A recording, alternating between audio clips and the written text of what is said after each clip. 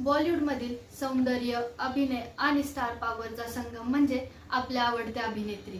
पण यापैकी कोणती अभिनेत्री सर्वाधिक मानधन घेते तुम्हाला माहिती आहे का? चला तर मग जाणून घेऊया टॉप 5 सर्वाधिक मानधन घेणाऱ्या अभिनेत्री. या यादीत पहिल्या क्रमांकावर येते दीपिका पादुकोण. बोल्ड आणि बिंदास दीपिका केवळ भारतातच नव्हे तर हॉलिवूडमध्येही झळकली आहे.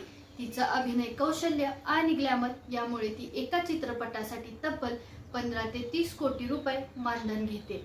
या यादीत दुसऱ्या क्रमांकावर येते आलिया भट्ट. गंगूबाई पासून रॉकी और रानी की प्रेम कहाणी पर्यंत आलियाने तरुणाईच्या मनात घर केलं. तिचे अभिनय आणि गाणी निवडण्याचं कौशल्य तिला सुपरस्टार बनवतं. तिचं मानधन आज 12 ते 15 कोटीच्या दरम्यान आहे. या यादीत तिसऱ्या क्रमांकावर येते कियारा आडवाणी. शेरशाह पासून सत्यप्रेम की कथा पर्यंत कियाराने स्वतःचा एक वेगळा असा ठसा उमटवला. तिच्या लोकप्रियतेमुळे तिला आज तब्बल 8 ते 15 कोटी पर्यंत मानधन मिळतं. या यादीत चौथ्या क्रमांकावर येते कंगना रनौत. विवादाची राणी असली तरी ती अभिनयात ही जबरदस्त आहे.